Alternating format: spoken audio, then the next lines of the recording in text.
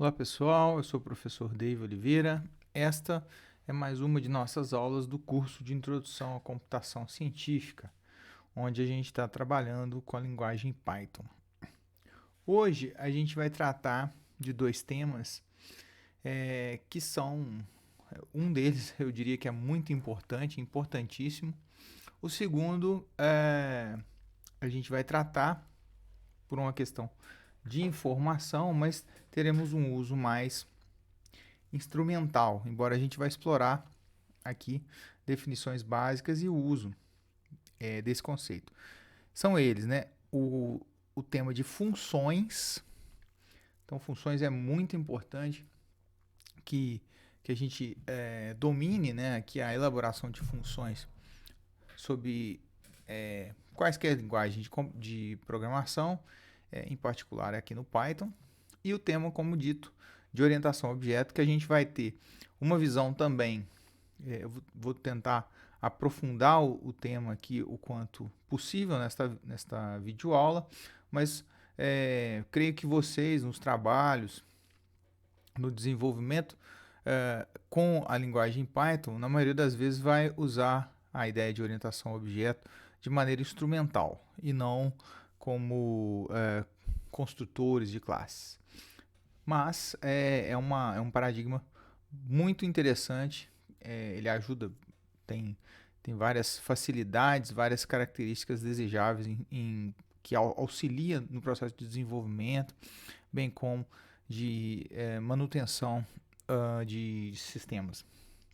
Muito bem, então o sumário aqui, por óbvio, são dois temas, a gente vai apresentar inicialmente o tema de funções, né? O que são funções em ambientes de programação, no caso específico do Python, como declará-las. Num segundo momento, vamos ver a parte de orientação ao objeto. Como dito, é uma visão limitada, visto que a gente tem um tempo limitado nesta videoaula, mas eu encaro como um guia de sobrevivência, quase a ambientes que trabalham com orientação a objeto, só para a gente não passar, digamos, para a gente ter um mínimo de sobrevivência nesses ambientes. No terceiro momento, como habitual, a gente vai fazer a parte operacional do Colab, ou seja, vamos tentar ver algumas coisas que foram trabalhadas na videoaula, exemplos específicos, sejam dos macrotemas, seja de funções e seja da parte de orientação a objeto também. Muito bem, então vamos dar início. Quando tratamos de funções, a ideia é que uma função constitui-se no encapsulamento de uma sequência de comandos. Bem, essa palavra é muito utilizada em livros, livros textos da área de programação, né, quando está se abordando uma determinada linguagem. Mas como é que a gente pode encarar isso? A gente pode encarar como um embrulho. Então eu vou pegar uma sequência de comandos e vou embrulhar ela e até avançando um pouco mais, eu vou rotular esse embrulho, né? Eu vou, aspas, dar um nome para esse embrulho. Então, vamos imaginar o seguinte, vamos fazer uma ilustração da aplicabilidade de funções. Vamos supor que eu tenho um problema, ou alguma ação, ou algum cálculo que eu desejo fazer através de uma sequência de instruções, né, sobre uma determinada linguagem, ou seja, através da implementação de um algoritmo. Então, o que vai acontecer é que eu vou ter um código associado a essa solução desse problema. Eu tenho uma sequência de comandos, no caso aqui estou especificando 15 comandos sequenciais que vão ser executados de forma a resolver essa ação, resolver esse problema. Bem, o que eu posso fazer? Eu posso embrulhar esses 15 comandos. Então, vou adensar esses 15 comandos, né? Ou vou guardar esses 15 comandos numa caixa aqui. Por hora, estou colocando o termo essa caixa. Essa caixa, eu vou botar uma referência nela. Então, a caixa, ao referenciar a caixa, eu vou estar referenciando ao código inteiro. Ou seja, se eu chamar a execução da caixa, ele vai começar a executar da linha 1 até a linha 15. Isso é o nome que a gente dá de função ou procedimento. Não são exatamente sinônimos, tá? Existe uma diferencinha entre função e procedimento que a gente vai discutir ao longo da videoaula. Mas a ideia, então, é que eu vou embrulhar, eu vou colocar todos esses comandos aqui numa caixa, vou fazer uma referência a essa caixa, ou seja, eu vou dar um nome para essa caixa, e ao referenciar esse nome, né, eu vou estar executando essas 15 instruções. Então, como dito, é uma caixa. A gente pode considerar até que é uma caixa preta, no sentido que a gente não tem acessibilidade ou não consegue visualizar o que há dentro desta caixa. Mas a gente sabe que pode haver entradas para essa caixa, ou seja, eu posso entrar com informações para esse processamento se realizar, para resolver o problema, ou executar a ação ou o cálculo desejado, bem como uma saída, ou seja, produzir um resultado a partir, ao finalizar essa execução desse código. Tanto a entrada quanto a saída podem ser opcionais. E uma vez que forem opcionais, é a distinção que a gente vai fazer entre o que é considerado função e o que é considerado procedimento. Muito bem, algumas características quando eu vou implementar funções. Primeiro, o problema tem que ser muito específico, eu preciso estar muito bem definido e específico o problema que eu vou lidar. Quando isso não acontece, a tendência é fazer funções gigantes, né, muito grandes, e não é de interesse. Então, nesse sentido, eu tenho que tentar ter um foco bastante, estar bastante focado no problema, nesse problema muito específico que eu vou lidar. Além disso, durante a execução do código, não especificamente da função que eu estou implementando, mas para desenvolver o sistema, o uso dessa funcionalidade, ou seja, a resolução desse problema vai ser frequente, vai ser recorrente. Toda hora eu vou estar usando. E já é um bom indício, ou uma boa pista de que pode ser interessante utilizar funções ou a implementação de uma função associada a este problema. E, por fim, a ideia do encapsulamento. Quer dizer, também a ideia do encapsulamento aqui, que é a ideia do embrulho, no qual todo aquele código interno à caixa, ele vai ser invisibilizado para todas as entidades computacionais que estão fora da caixa. Quando eu digo entidades, eu quero dizer a respeito de variáveis. Então, um exemplo são variáveis que estão intra-função, intra-caixa, elas vão ser invisibilizadas para outras variáveis ou outros códigos que estão fora da caixa. Isso é o que a gente chama de escopo, né? O escopo de uma função é o que está dentro da caixa e o que está fora. Nesse caso, o escopo da função limita-se ao que está dentro da caixa. E a ideia da invisibilidade, que é o fato do código estar, ou pelo menos as entidades dentro do código da caixa, dentro da função, estarem inacessíveis ao restante dos códigos envolvidos no seu sistema. Muito bem, vamos ver então como construir uma função no Python, né? Como dito, a ideia que a gente vai trabalhar, eu vou ter uma função, vou chamar de minha função, minha funcão aqui, sem os acentos, por conta até por questão de limitações de palavras e de uso de caracteres não estendidos, né? Então a ideia é que eu vou ter um bloco de código inserido aqui dentro da caixa e que vai ter uma entrada associada e uma saída associada, né? Podem ser opcionais, tanto a entrada quanto a saída. No nosso caso aqui, a gente vai definir o caso onde elas estão presentes, tanto a entrada para a solução do problema, quanto um componente de saída. Então, inicialmente, em Python, como é que vai se dar? Eu vou usar uma palavra reservada da linguagem chamada def. Então, vou usar def, de definição, minha função, que é o rótulo, é o nome que eu vou dar, a referência, quando eu quiser executar todo esse bloco de código. A comunicação dessa função com o mundo exterior, digamos assim, vai se dar através da entrada e da saída de dados. Então, no segundo momento, eu preciso declarar aqui na função, né, constar na função, quais serão as entradas associadas a essa função. Eu posso ter uma, eu posso não ter nenhuma, como dito.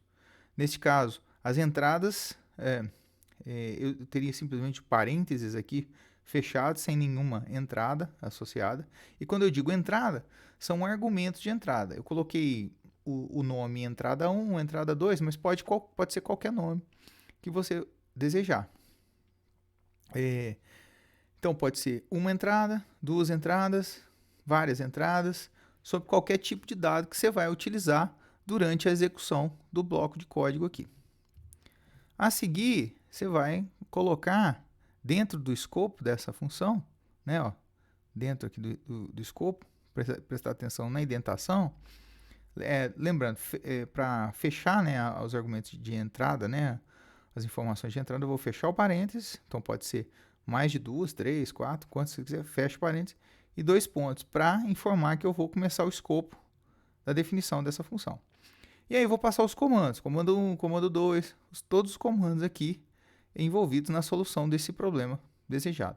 Neste caso aqui, não ficou, como é um exemplo genérico, mas eu vou usar as entradas de alguma forma na computação aqui, de tal maneira que eu, ao gerar o resultado, seja baseado a saída, nesse caso, que é o resultado da computação, ele vai ser baseado nas entradas. Por fim, eu tenho uma palavra-chave chamada return, tá? Ela não está em azul aqui, quis destacar a questão da saída. Return, a saída, sob a forma que você desejar.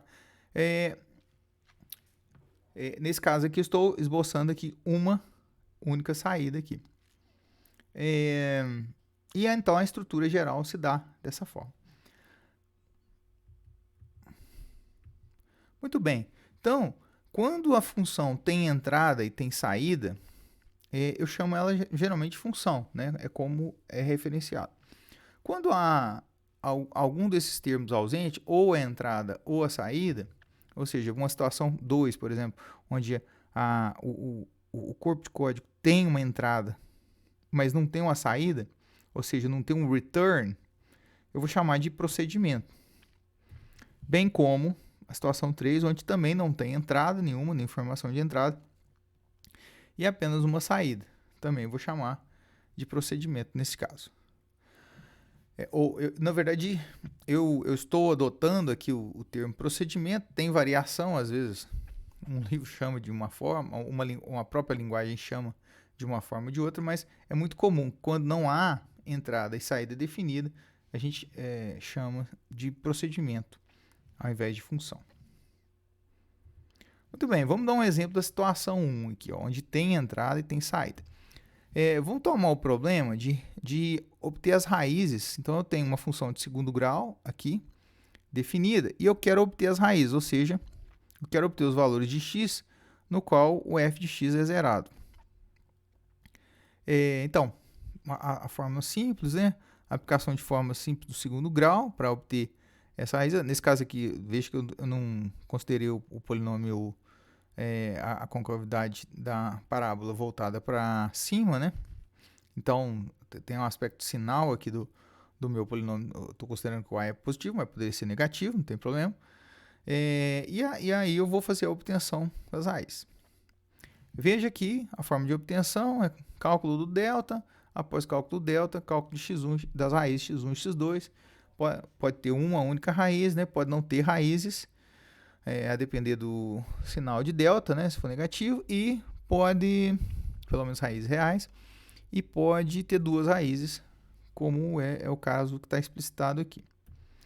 Aqui tem um código para definição de uma função, que eu estou chamando de raízes.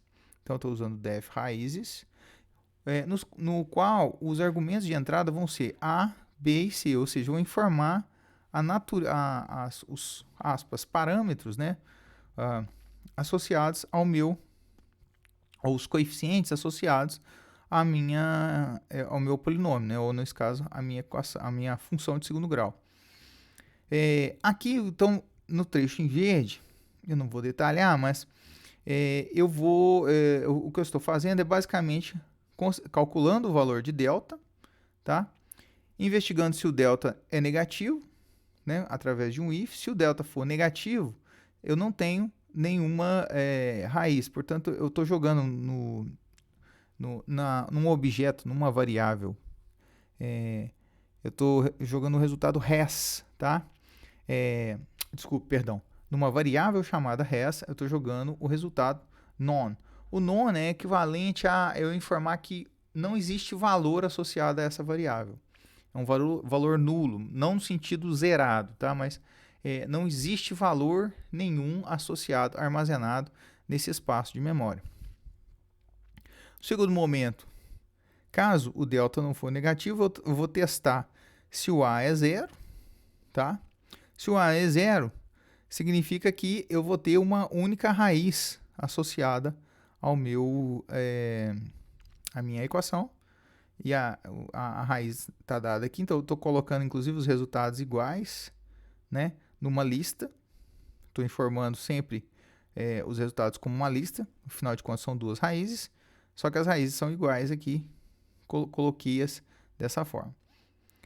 E caso contrário, né, ou seja, se esses dois testes não forem verdadeiros, nenhum deles, eu vou calcular normalmente aplicando a fórmula de forma a obter as duas raízes, né? Simplesmente o cálculo dessa operação aqui, que está explicitado aqui. Por fim dessa execução, eu retorno res, né? O valor de res, onde está contido, onde vai ser armazenado o resultado. Então veja que eu tenho o problema, eu fiz a definição da função, e num terceiro momento eu vou fazer a aplicação. O que é? Quando eu chamar em um trecho de execução diferente, né, distante, em outro lugar da execução, uma vez que eu defini essa função e chamar o código raízes, nesse caso passando e eu vou executar todo esse bloco de código, onde os valores de A, B e C vão ser igual a 1. Então, eu tenho essa passagem dos argumentos de entrada, que são os parâmetros da minha função. Eu vou fazer o bloco de execução e, ao finalizar, eu vou retornar o res, ou seja, a execução desse comando aqui vai gerar o resultado da lista, né, desse caso, de duas posições, contendo as raízes desta equação específica, né? Nesse caso, de x² mais x mais 1. E eu vou armazenar isso no valor x e imprimir o valor x. Então, eu tenho um escopo, eu tenho a questão do problema em si, de maneira genérica, eu tenho a definição da função que resolve esse problema, sob o ambiente Python, e tenho a aplicação da função, né? Que é fazer a chamada dessa função. Quando eu faço a referência a raízes, todo esse bloco de execução vai ser feito. Vamos dar um exemplo de uma situação de procedimento onde não tenha nenhum retorno, tá? Só tem informação de entrada. Um exemplo é imprimir eu vou imprimir a sequência Fibonacci dos números menores que n, que um n específico que vai ser passado de entrada pelo usuário. Então, esse é o meu problema. Aqui eu tenho o código para impressão. Veja que como eu estou imprimindo, né, eu estou exibindo na tela esses valores, eu não vou ter necessidade de passar um retorno para, né, eu não vou passar a lista, eu não vou retornar a lista de Fibonacci com essa restrição aqui de valores menores que n. Eu vou simplesmente imprimir aqui dentro da função. Então, aqui tem o código, não vou discutir o código de execução, tá?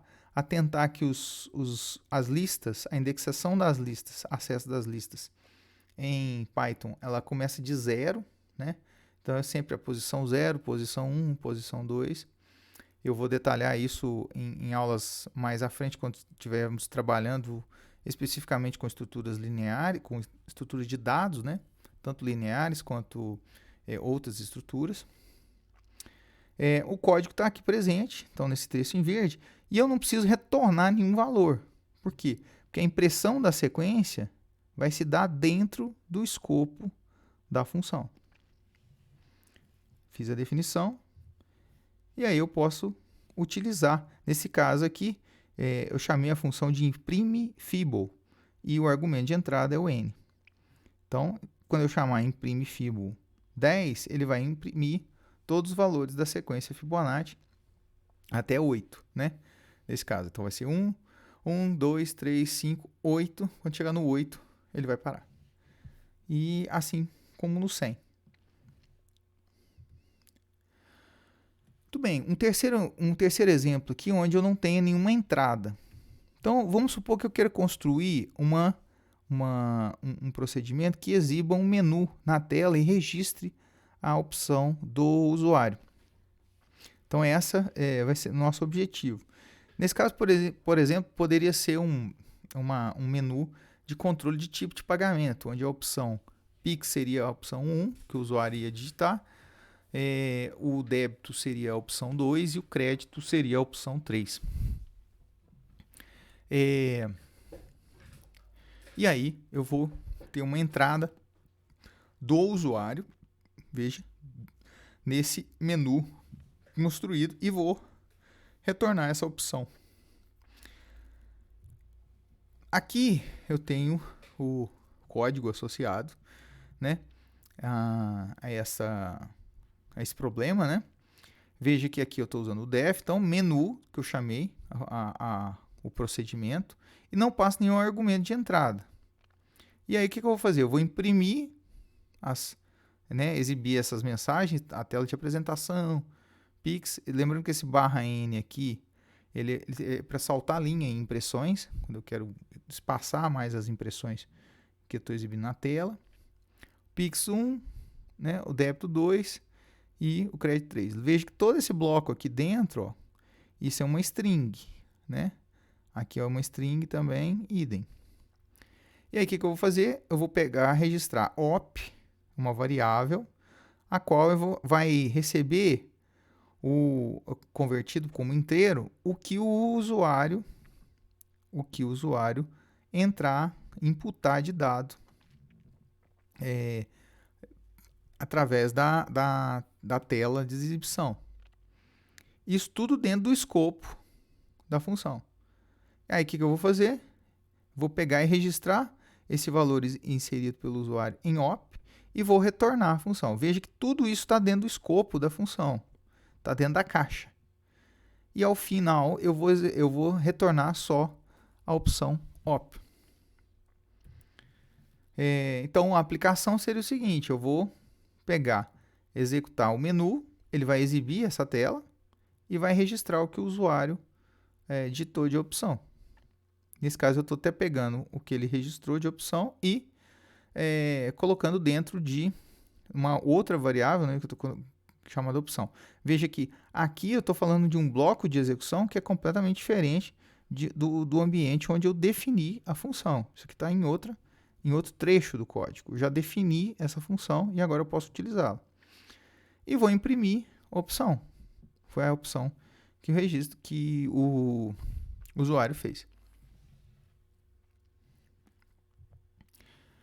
Muito bem. Então, já que tratamos um pouquinho de funções, vamos falar um pouquinho agora de orientação a objeto. Como dito, é um guia de sobrevivência, portanto, não vamos nos aprofundar demasiadamente. Algumas partes operacionais, declarações, como utilizar, eu recomendo a vocês de olharem em manuais específicos, tá? Aqui a gente vai trabalhar com o conceito e vamos falar um pouquinho de como fazê-lo no Python, tá? Mas não vamos trabalhar tudo que a gente exibir aqui. Muito bem.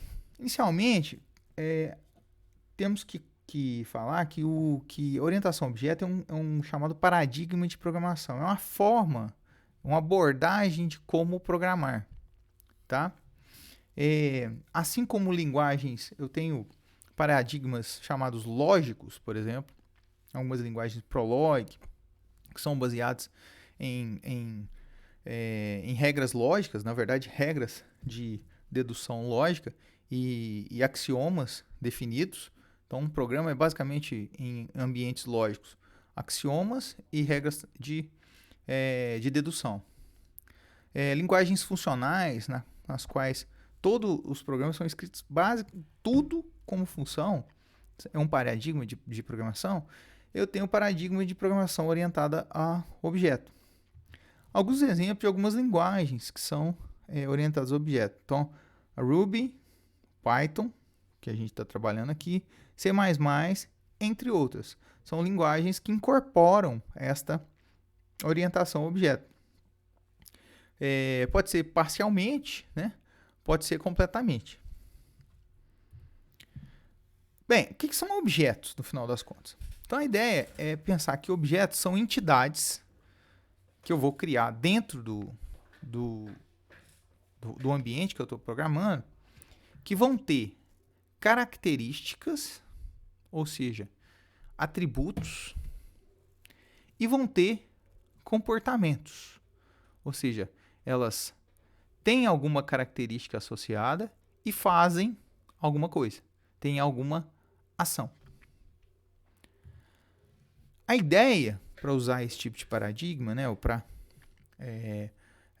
da proposta desse tipo de paradigma, é tentar aproximar do mundo real. Quando vamos fazer modelagem para a elaboração de sistemas, ao invés de utilizar conceitos muito abstratos, muito próximos do ambiente computacional, como variáveis, vetores, listas, né? São estruturas próximas de como o computador se organiza. Aqui a gente faz um pouco diferente. A gente tenta aproximar ou criar entidades computacionais que se aproximem do ambiente que eu estou modelando. Seja um ambiente controle de menus ou janelas de interface de um sistema, ou controle de frota, né, através de georreferenciamento, ou enfim, modelos estatísticos, né, utilização de modelos estatísticos. Então, todos esses três ambientes, que são mais próximos do mundo real que eu estou tratando, a ideia é tentar criar entidades computacionais que se aproximem deles. Vou dar um exemplo para vocês aqui. Ó. Vamos tomar o seguinte. Vamos pegar uma entidade que é muito popular no mundo real, né, e que pode estar presente em algum problema que a gente queira resolver aqui, que é um veículo. Né? Então, um veículo, a gente pode dizer que ele tem alguma característica, ou alguma, né? Não somente alguma, mas algumas características, como alguns comportamentos, algumas ações que ele pode fazer. No caso do veículo, eu posso considerar que algumas características são, por exemplo, a quilometragem, qual a quilometragem de um veículo, qual a capacidade em termos de tanque de gasolina, né? Que acaba implicando na autonomia. Qual o estado atual do tanque de gasolina? Seria uma outra, né? Não está colocada aqui, mas está associada à gasolina. Então, todas essas são características associadas ao meu veículo. Assim como eu tenho comportamentos. Nesse caso, comportamentos implica ações que ele pode fazer. Por exemplo, um veículo pode andar, o veículo abastece, eu posso abastecer, ser abastecido, né, nesse caso. E veja que tantos comportamentos e características estão interligados de alguma forma. Por exemplo, o fato de eu andar, né, do veículo andar, melhor dizendo, ele vai fazer atualizações na característica da sua quilometragem. Então, quanto mais eu ando, a quilometragem está rodando. Assim como o consumo de combustível. Eu vou baixar o consumo do tanque, né? Ou melhor dizendo, vou baixar o status do tanque, o nível do tanque, uma vez que eu ando mais ou menos. Abastecer, a mesma coisa. Veja que abastecer só vai atuar no status do nível do tanque, né? Ele não vai, por exemplo, mexer com a característica de quilometragem. Então, tanto comportamentos quanto essas características, elas interagem, né? Elas são interdependentes. Muito bem. Ok, então, e como que eu vou criar um objeto? Qual que é a ideia de criação de um objeto? Primeiro passo é pensar no modelo do objeto, que eu vou dizer que é um projeto. Pensa num projeto, a ideia de um projeto, um desenho, né, com todas as medidas, né, como ele vai ser, o que ele pode fazer. Então, tudo isso implica-se na criação de objeto. À medida que eu tenho a criação de um projeto associado a esse objeto, a gente vai chamar, por enquanto, de modelo do objeto, eu vou ter a materialização do objeto. Veja que a materialização é diferente do projeto, tá? A materialização é a construção de um objeto associado a esse projeto. Por exemplo, no caso de veículos, eu posso pensar, né, se o projeto é de um veículo, eu posso construir um veículo. Mas posso construir outro. Por exemplo, aqui é um veículo também, né? O carro é o primeiro veículo que eu construí, mas eu posso construir um trator, que é um veículo também, a partir desse projeto. Veja aqui o grau de generalidade do projeto para atender esses dois objetos que tem, né, são veículos, né? Você tem que pensar nesse grau de generalidade. Idem para a moto, posso criar uma moto a partir desse projeto e posso criar finalmente um caminhão. Todos eles são veículos que podem ser criados a partir desse projeto. Muito bem. O que a gente chama de modelo do objeto, em orientação ao objeto, no ambiente de programação, é chamado de classe. Então, eu chamo de classe relacionada ao objeto. E a materialização a gente vai chamar de instanciação. Uma instância do objeto, uma realização do objeto, uma materialização como termo, né, do objeto. Muito bem. Então, eu vou ter uma classe, que é o ambiente de projeto do objeto, e a instanciação, que é propriamente a construção desse objeto, a realização de um objeto. Aqui eu tenho um código exemplo da construção de uma classe, da classe veículo, inclusive. Com algumas limitações, tá? Eu, inclusive, na criação desta classe, o código, na verdade, gerado aqui, ele tem algumas imperfeições, tá? Alguns problemas devido à proteção com relação a entradas indevidas, enfim, ações indevidas, mas para nossa finalidade aqui ele vai ser suficiente. Então, pense o seguinte, eu tenho uma classe veículo. A palavra-chave aqui para declaração de uma classe é o class, né? Vai ser colocado aqui, ó. Então, classe veículo. Então, eu tenho uma função inicialmente chamada init, tá?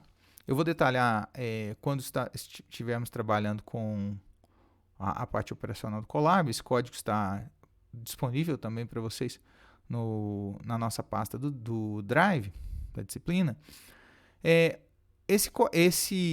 Inicialmente, eu vou ter uma função de inicialização do objeto, ok? E ela tem um nome peculiar aqui, ó, a função init, tá? E ela vai fazer toda a inicialização. Então, nesse caso aqui, ó, quando eu crio um objeto veículo, ele vai quando da materialização de um objeto veículo pelo projeto, primeiro, a quilometragem vai ser zerada. A gasolina do tanque, o nível, vai ser zerado. A capacidade, eu vou ter que informar a capacidade. Nesse caso, a capacidade máxima do tanque. E o nível de consumo também vai ter que ser informado. O que é o nível de consumo? É a eficiência do veículo, né? Quantos quilômetros por litro ele faz. Assim como uma informação de que seria um rótulo associado ao nome do veículo, né? Pode ser um modelo, alguma coisa do tipo. Todas essas informações são passadas aqui como argumentos de entrada nessa função que está sendo declarada. Ou, no nosso caso, nesse procedimento, visto que ela não tem nenhum retorno. De forma análoga, eu tenho uma segunda função aqui, também chamada STR, que ela vai, quando eu imprimir este objeto que eu acabei de criar, ele vai retornar. Aqui tem um comando específico, né? O return, mas tem uma junção de características específicas aqui associadas ao objeto. Então, vai apresentar o modelo e o quanto de gasolina que ele tem no tanque, neste caso. Então, aqui duas funções que são uma de inicialização e uma para exibição de algumas informações básicas desse objeto criado. Assim como todas essas anteriores aqui que eu estou colocando em destaque são atributos, são características associadas a esse objeto que eu criei. Veja que aqui é a classe, então aqui é o projeto do objeto. As segundas, aqui eu estou definindo uma função que é andar, que ela recebe como argumento, além da distância que eu vou caminhar, esse OBJ que refere-se ao próprio objeto. Então, a forma de como eu vou atualizar internamente nesse objeto esses atributos. Então, eu estou usando desses atributos aqui que eu inicializei nesta função, né? Eu iniciei valores desses atributos ao executar a função de inicialização aqui na função andar. E aqui, então, a função anda, depende da distância, né? Ele vai atualizar a quilometragem do veículo, né? E atualizar o consumo, o nível do tanque, baseado no consumo do veículo. Assim como abastece. No caso de abastecer, ele vai simplesmente atualizar o nível do tanque, né? Então, o tanque vai, a partir do número de litros que eu abastecer, ele vai ser atualizado. Ele vai ser o estado atual mais o número de litros. Caso eu exceda, né, a quantidade de litros que eu queira abastecer, exemplo, suponha que a capacidade máxima é 40, eu tenho 30 litros no tanque e eu queira colocar 20. Não vai dar. Então, ele vai simplesmente limitar-se a colocar 10 litros para completar o tanque. Todos esses três comandos aqui são relativos a comportamentos associados ao objeto, coisas que eles fazem. Ok? Muito bem. E aí, como é que eu vou fazer? Fiz o projeto do objeto. E a ideia da instanciação? Agora eu posso criar aqui, eu vou criar uma variável V1 que vai receber um objeto veículo. Então, vou criar um objeto veículo, estou chamando de Fiat Uno, passando a capacidade máxima de gasolina dele, que é 30 litros. Nem sei se é 30 litros, né, no caso do Fiat, mas, enfim, como exemplo. E o consumo, que eu vou considerar que são 10 km por litro, a eficiência, né, o nível de consumo dele. Então, essa aqui é só uma exibição para execução. O que importa é o print V1. Veja que no V1 eu criei esse objeto veículo aqui, Então, eu vou ter print V1.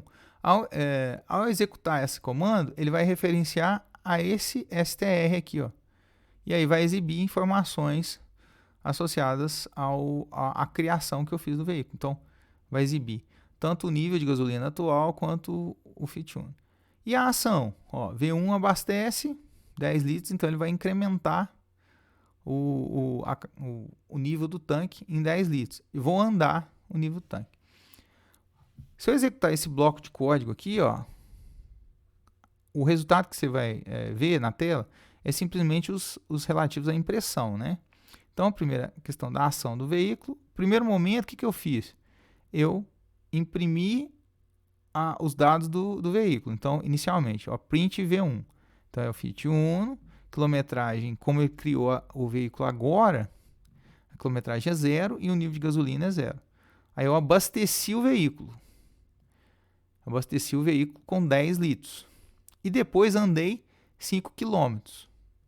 Ao fazer essas duas ações, se eu for novamente imprimir quais as características do veículo agora, o Fiat Uno continua, então a quilometragem, ele andou 5 quilômetros e o nível de gasolina desceu em meio litro, visto o consumo que ele teve que fazer para rodar. O exemplo pode parecer ingênuo, mas suponha que você controla uma frota de veículos, né? Quer construir um sistema que controle uma frota de veículos e precise mapear algum tipo de informação, e essas informações eu poderia até adicionar alguma característica de posição do veículo, né? Posição, quando eu digo posição GPS, né? Para você saber onde o veículo está e atualizar informações de quilometragem rodada. Isso poderia ser crucial para a questão de logística, enfim, para todo o controle de frota, seja lá para que objetivo específico desse controle você queira fazer. Muito bem. Algumas características da programação orientada a objeto. 3 delas eu vou citar aqui, tá? E vou tentar colocá-las de maneira em exemplos aqui de ilustração.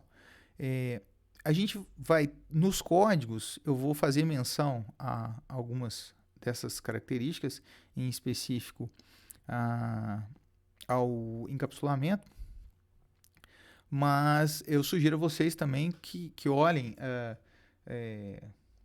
digamos, detalhem tanto o conceito de herança quanto de polimorfismo em outros tutoriais, né, para se aprofundar sobre esses temas, principalmente sobre a linguagem Python.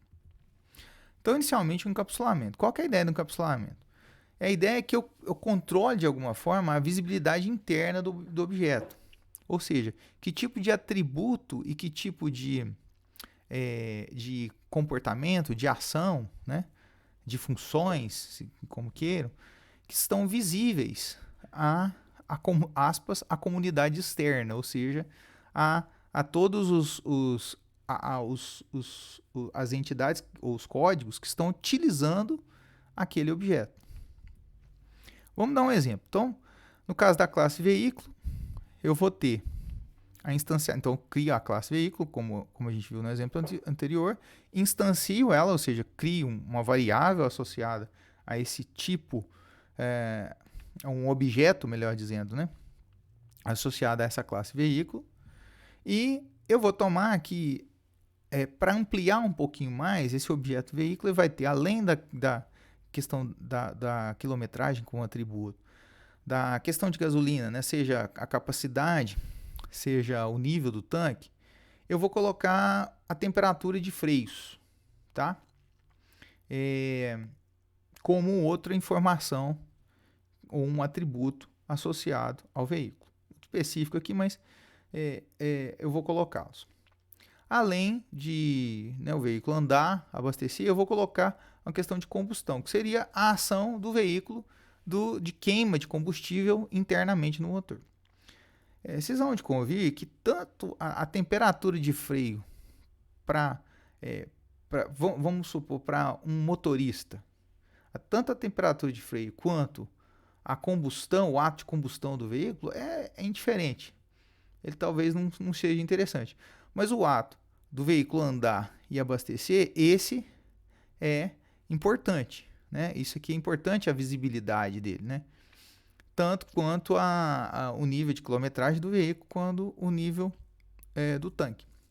Então, o que eu posso fazer é esconder alguns atributos, bem como alguns comportamentos, e mostrar ou tornar público outros. Na verdade, os tipos de visibilidade que eu posso ter, tanto de atributos quanto de comportamentos, pode ser pública, ou seja, o comportamento que eu criei aqui, ele é público a quem está utilizando esse objeto, né? Ele pode utilizar essa função, pode executá-la. Pode ser o que a gente chama de protegida, para não entrar em detalhes aqui, seria uma visibilidade parcial, e completamente privado, ou seja, completamente invisível às entidades que utilizam esse objeto, ou que, eu vou entrar no termo de herança, ou que herdam esse objeto. Muito bem. Sobre o conceito de herança, qual que é a ideia de herança? Que é uma coisa interessante, inclusive, que ajuda no desenvolvimento de sistemas, né? Ele é uma estratégia, digamos, que a orientação a objeto tem, que nos permite uma grande facilidade no desenvolvimento. Então, a ideia é que eu possa criar classes gerais, tá? E a partir dessas classes gerais, eu herdar todas as propriedades dessa classe geral, especificando-a, ou seja, tornando-a mais específica. É como se eu pegasse um projeto geral, né, e detalhasse ele, dando uma certa especificidade. Portanto, eu vou criar uma outra classe a partir dessa classe inicial, que seria a mais geral. Vamos dar um exemplo.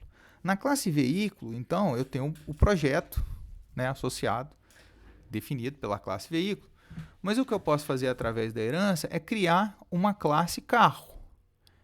Ou seja, é uma classe mais específica do que a classe veículo, mas o carro continua sendo um veículo. Então, ele herda propriedades. Quando eu digo propriedade, significa herda características, atributos, e comportamentos, ações, da classe veículo.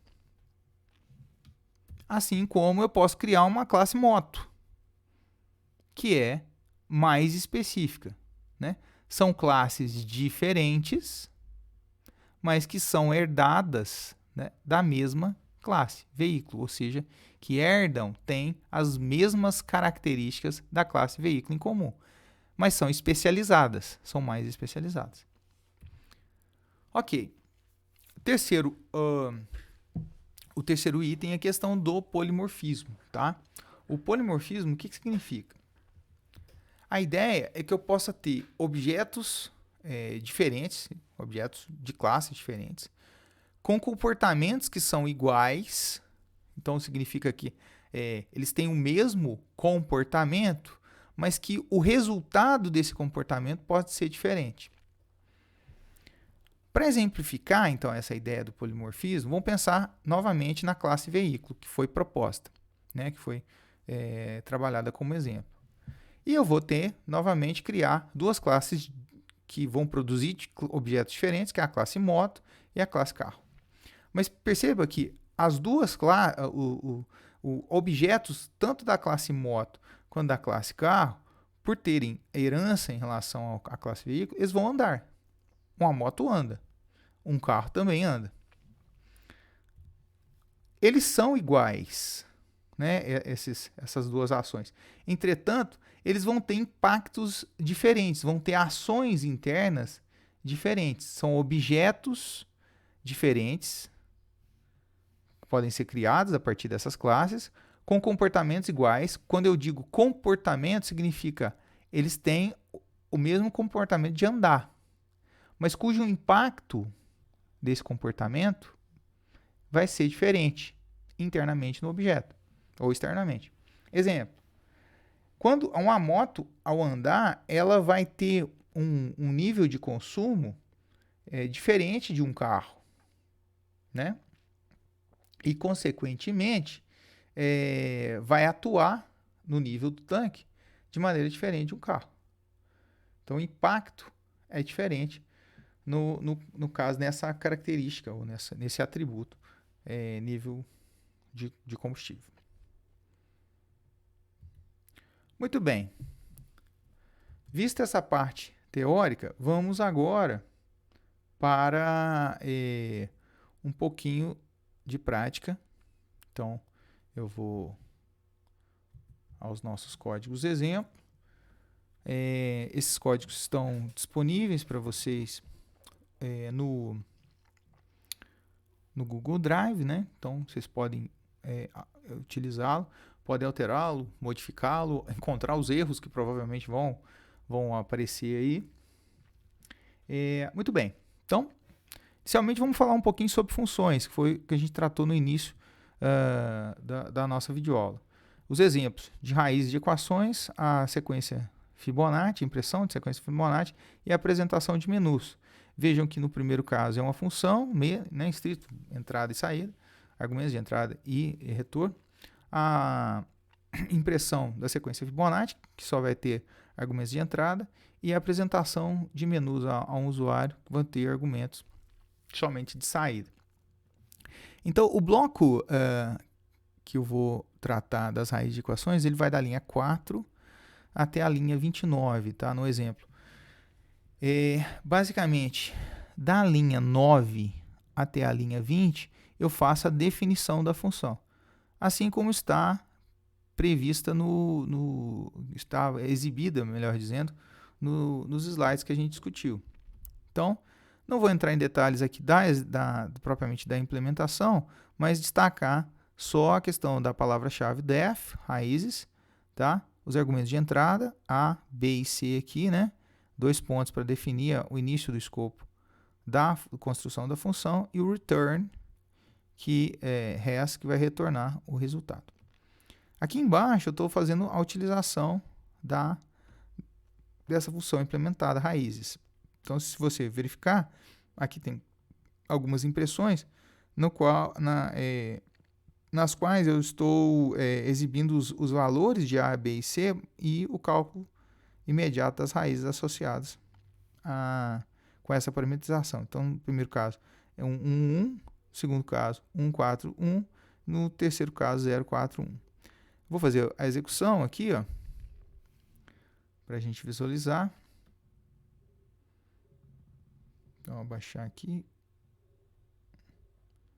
Um pouquinho lenta aqui a execução. Acredito que seja a internet. Sim. Vou exibir só a parte associada à raiz, que é a parte inicial, né? Ele executa o bloco inteiro. E veja então o que ele faz. Ele tenta resolver, então, inicialmente, a raízes de equação de segundo grau, né? O caso do A, B e C, não vai ter raiz, né? Vai produzir um delta negativo, o que não gera raízes reais, né? Por isso o resultado não. No segundo caso, ele vai gerar as raízes para esse polinômio, né? Seria o x ao quadrado mais 4x menos 4, e as duas raízes aqui. E, finalmente, o terceiro caso, onde as duas raízes são iguais a menos 0,25. Ok? Muito bem, pessoal. Então, agora abaixo aqui, eu vou tratar da impressão da sequência Fibonacci, tá? Vejam que aqui, da linha, o bloco referente a este problema, né, que a gente tratou para exemplificar a declaração do procedimento, é da linha 30 até a linha 50, tá? 52 aqui é uma impressão só para separação. Então, na linha 34 até a linha 42 é propriamente a definição do procedimento imprime Fibo, que foi como eu chamei, então, que vai fazer essa impressão. Veja que ela recebe como argumento um valor n, tá? Eu não vou discutir o código aqui detalhadamente, tá? Mas basicamente o que eu estou fazendo é construindo uma lista com a sequência Fibonacci, através de uma estrutura de repetição while aqui. Eu vou construir até que eu tenha um valor imediatamente posterior a n, quando o while vai finalizar. Como esse valor não está dentro da lista, eu vou ter que remover ele de alguma forma. Então, na hora de eu imprimir a lista resultante final, eu removo esse elemento. Eu posso imprimir esse comando aqui de acesso a valores da lista, ele vai imprimir valores da posição 0 até a posição i-1, que é como se fosse o penúltimo elemento dessa lista. Só para reforçar que em listas, usando Python, a indexação começa de 0, tá? Então faz referência inicialmente a 0 aqui, a indexação, assim como tem presente no C++. Então, dado isso, eu vou ter aqui o ambiente de definição, entre a 34 e 42. Então, eu defini a minha função, e aqui o ambiente de aplicação. Então, o que eu estou fazendo? Eu estou chamando essa função, esse procedimento, né, como eu padronizei. Então, imprime Fibo 100. Então, o que ele vai fazer? Ele vai imprimir a sequência Fibonacci até o número 100, os menores que 100. Aqui os menores que 1000 e aqui os menores que 10.000. O resultado da sua execução está aqui no bloco aqui abaixo, disponível aqui. Então, sequência Fibonacci. Então, aqui uma mensagem que está dentro da própria função e a sequência de valores. No caso, na chamada imprime Fibo 100, né, ele vai até 89, no 1000 vai até 987 e no 10.000 vai ter 6.765, que é o último valor da lista. Muito bem. Para finalizarmos, então, aqui na última parte, eu vou tratar do menu, né? Da janelinha de menu de opções que eu tinha. Então, o que foi feito aqui? Eu construí, eu defini aqui uma janelinha, um procedimento chamado menu, né? Def menu, 2 pontos, e aqui eu defini as impressões, né, das opções e o registro da opção que o usuário teclar, interagir com esse menu. Então, esse aqui é o ambiente de definição da função. Menu, né? Perdão, do procedimento menu. Veja que ele não tem nenhum argumento de entrada. A princípio, eu não preciso de nenhum argumento de entrada, mas ele retorna o que o usuário digitar. Muito bem, como é que eu vou usar esse procedimento? Aí, o que eu fiz? Eu fiz um trecho de código aqui, no qual eu uso o menu, da seguinte forma. Eu vou ter uma variável inicialmente criada, chamada encerra. O que ela vai fazer? Ela vai encerrar a execução da exibição do menu. Inicialmente, essa variável encerra é falso, tá? O que eu vou testar? Eu vou executar um while, ou seja, uma estrutura de repetição. Eu vou repetir a exibição desse menu enquanto o usuário digitar uma opção que esteja fora, que seja inválida, né? Ou que não seja uma das 3 que estavam especificadas. Então, o while not encerra. Então, esse not encerra, nesse caso, como o not aqui é um operador lógico, né? Ele vai trabalhar sobre um lógico, né? Para quem sabe de teoria de conjuntos, né? É um operador complementar. Então, not encerra, se aqui é falso, not, a negação do falso é verdadeiro. Então, ele vai executar o bloco aqui. O que ele vai fazer? Ele vai registrar, ele vai fazer a chamada de menu, que eu acabei de declarar, que vai imprimir todas aquelas opções e vai registrar, e vai retornar, melhor dizendo, a opção que o usuário digitar. Aí eu vou fazer um match, lembre-se desse comando match que foi apresentado em estruturas de controle, da opção, investigando qual o valor dele. Caso o valor seja 1, eu vou registrar que a opção Pix foi escolhida. Caso o valor seja 2, que a opção débito foi escolhida. E 3, a opção crédito. Se nenhuma dos valores anteriores for registrado na variável opção, eu vou tomar como uma opção inválida. Veja que, além da impressão, se ele escolher a opção 1, eu vou dizer que a variável encerra, que controla a repetição, vai ser verdadeira, né? Se ela for verdadeira, eu vou finalizar a execução do while. Para os 3 casos, se ele escolher uma das 3 opções, que foi das opções válidas, eu vou encerrar a execução. Caso ele escolha uma opção inválida, eu vou repetir a execução do menu. Muito bem. Então, a execução está aqui embaixo. Ó. Então, opção 1, Pix, opção 2, débito, opção 3, crédito. Vamos supor que eu coloquei uma opção que não está, que é inválida. Então, eu vou colocar 4 aqui. E vou dar a entrada. Aí, o que ele vai fazer? Ele vai registrar a opção inválida e reapresenta a sequência de menus aqui. Se eu digitar a opção 2, por exemplo, que está dentro das válidas, o que ele vai fazer? Ele vai, acabou subindo aqui, ele vai registrar que a opção escolhida foi a opção débito, foi escolhida, e finaliza a execução, ou seja, ele não vai exibir. Enquanto eu digitasse um valor que estivesse fora dessas opções, o while persistiria essa impressão e seria reiterada a exibição do menu. Muito bem. Avançando um pouquinho mais, falando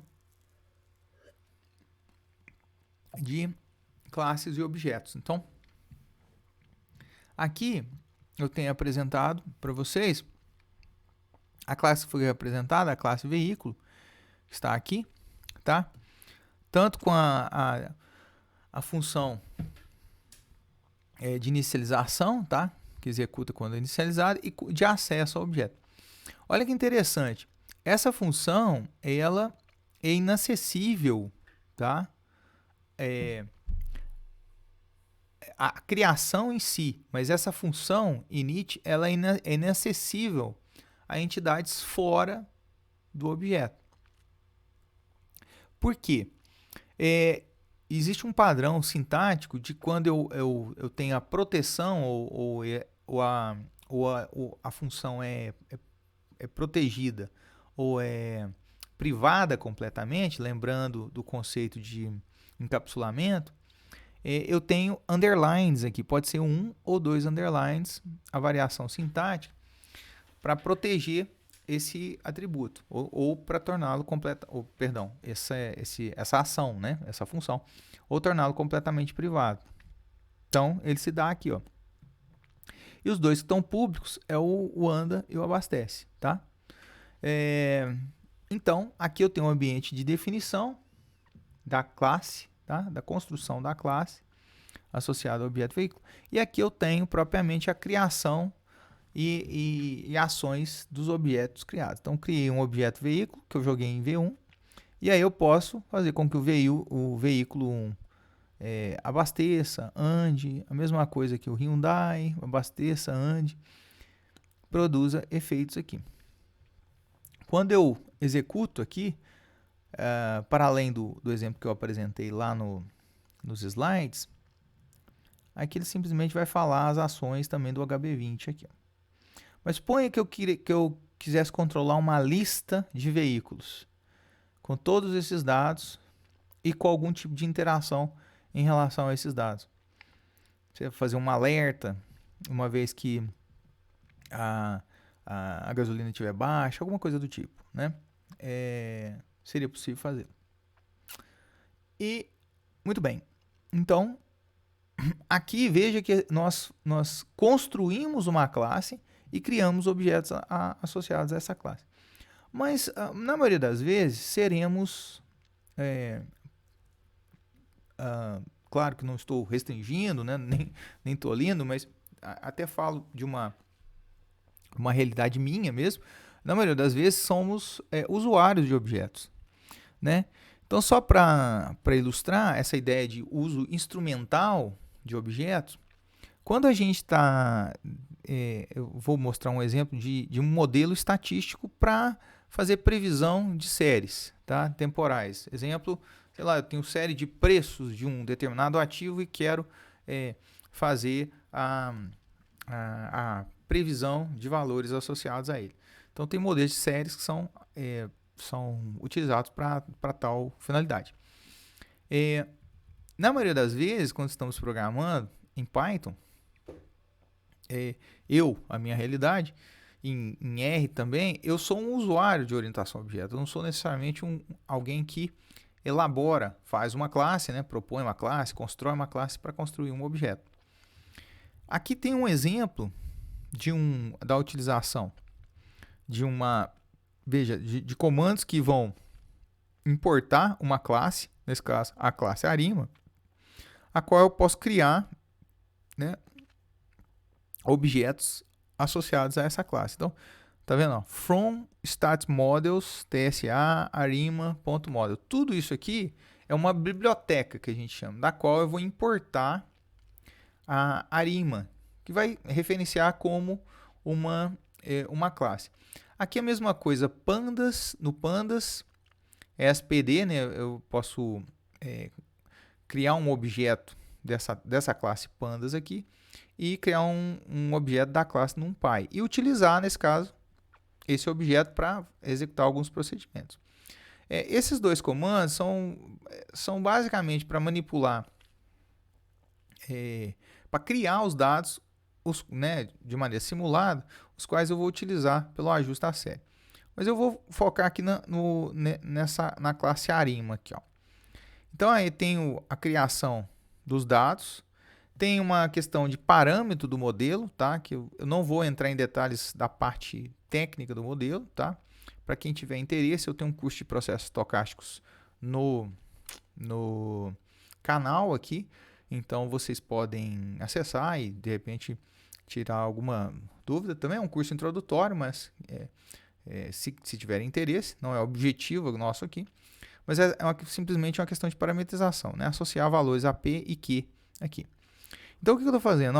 Eu estou criando um objeto da classe Arima, passando tanto os dados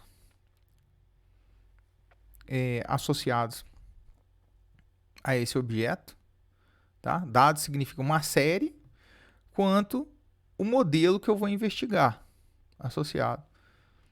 Então, eu crio esse objeto que vai ter vai ter dois atributos, os dados, que é um atributo, quanto a questão dos parâmetros do modelo que você vai investigar. A partir desse objeto criado, que eu estou chamando de arma, objfit, eu posso usar esse objeto e uma função associada a ele, ou seja, um comportamento, é o fit, que é o de ajuste. Então, ele vai ajustar um modelo e jogar dentro desse objeto arma fit 01. Então, ao final, eu vou simplesmente imprimir um summary, nesse caso, é uma função, um comportamento associado a esse objeto do ajuste, resultante do ajuste, .summary, que vai exibir os resultados do seu ajuste estatístico. Então, aqui mostra a questão dos informações a respeito do ajuste, né? A log verossimilhança do modelo, valores de ajustamento, né, de critérios de informação, o AKIC, o Base Information Criterion, a questão informações sobre os dados, a parte de ajustes, né, erros padrões de estimativa, a parte de significância, né, que pode ser aplicada, e assim por diante. Então, não vou entrar em detalhes, mas ele exibe um sumário desse ajuste. Mas o mais importante disso aqui que fica o seguinte: o que eu estou fazendo aqui é criando um objeto da classe Arima, que tem esses dois comportamentos aqui, tem os dados associados e tem a ordem do modelo. Ok?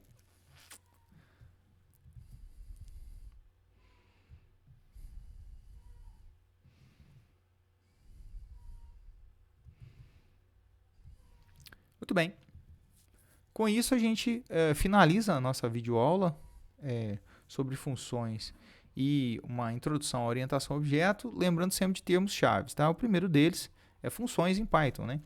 Então, lembrar como que a gente faz, qual que é a ideia da criação de funções, né? Por que que a gente cria funções em Python ou em uma linguagem qualquer, e do caso específico da parte sintática, né? De como fazê-lo no Python. Além da ideia de procedimento, né, a questão de nomenclatura, mas principalmente se apegar à parte sintática, né, de como escrever o código associado quando eu estou querendo definir uma função. Lembrar das ideias de argumentos de entrada, tá, e retorno, né, pode ter a função, pode, né, ou não tê-los, é opcional, depende do seu escopo de atuação, né, o que você está fazendo. A parte de orientação ao objeto, que a gente viu introdutória, né? Então, lembrar o que é uma classe, o que é um objeto associado, como fazê-lo no Python, como, né, definir uma classe e como criar um objeto desta classe. E a ideia do uso instrumental da orientação ao objeto, que a maioria das vezes vamos cair neste tipo de utilização, visto que muitas vezes a gente está usando classes, né, de outros autores, né, que já escreveram classes para aquela determinada entidade. Ok? Muito bem, então peço atenção a vocês às atividades sempre. Não imaginem que só esgotar a videoaula com esses códigos vai ajudá-los vai ajudá-los com certeza, mas não vai torná-los fluentes em Python. Isso posso assegurá-los, ok?